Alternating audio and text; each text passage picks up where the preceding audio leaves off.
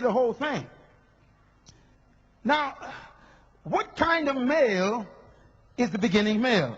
Let's write down the things we learned yesterday. Number one, the first thing about the first male is that he had a clear self-image.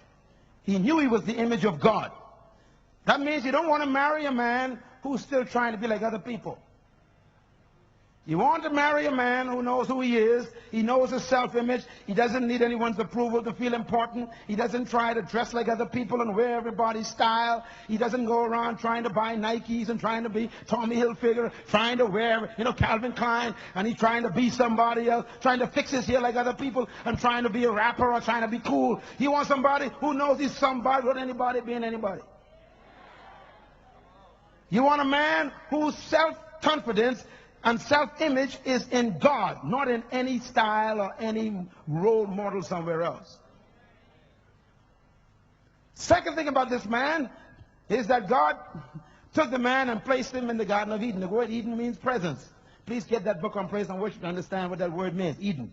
So the first thing is the man has a good clear image, self-image. Secondly, he is where? In the presence of God. The third thing about the male man that's important is that the male man was given the first command, and that is work. So you want a male man who is working and loves to work. You meet him working.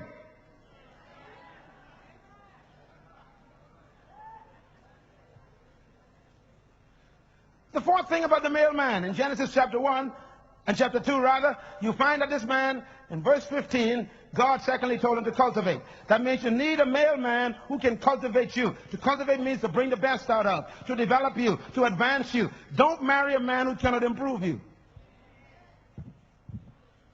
I've met ladies who've got a good job, good education, got a nice car, a nice apartment, got her own life going together, and then she marries a bum. She marries a guy who drives her car, eats her food, watches her television, sleeps in her apartment while she's out to work. That's not a woman, that's a fool. You don't marry a man who decreases your value. You want to marry a guy who will increase and improve your value. Some of you ladies get so desperate because you're 30. You grab anything that comes along in the pants and destroy your quality life.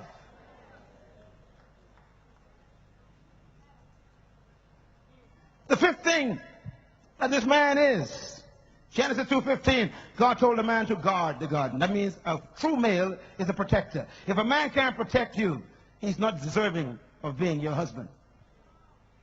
A true male protects females.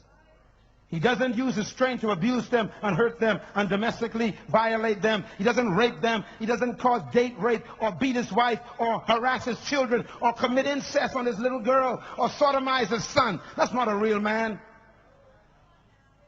Buy this tape for someone you know. A real man protects everything under his care. As a matter of fact, the best things that's supposed to be heard by a man when he comes home is when his wife says, "Daddy's home now, everything's okay."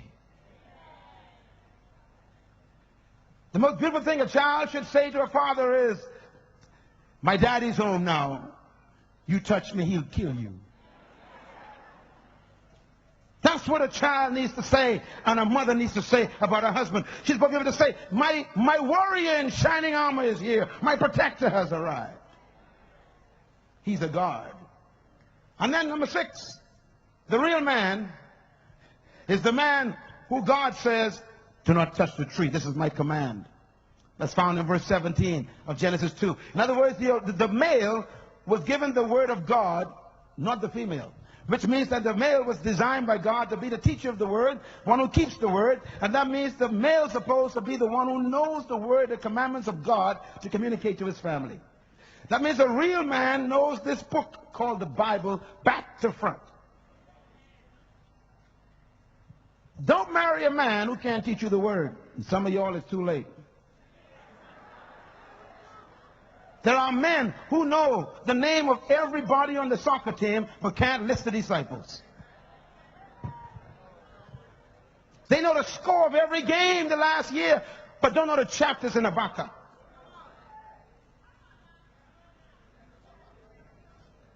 They spend hours watching television, football, but spend no hours in the Word of God. That's not a good man to marry.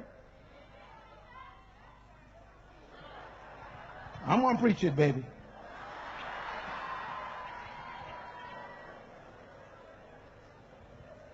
Men, you've got to be like Adam if you want to guarantee a good home.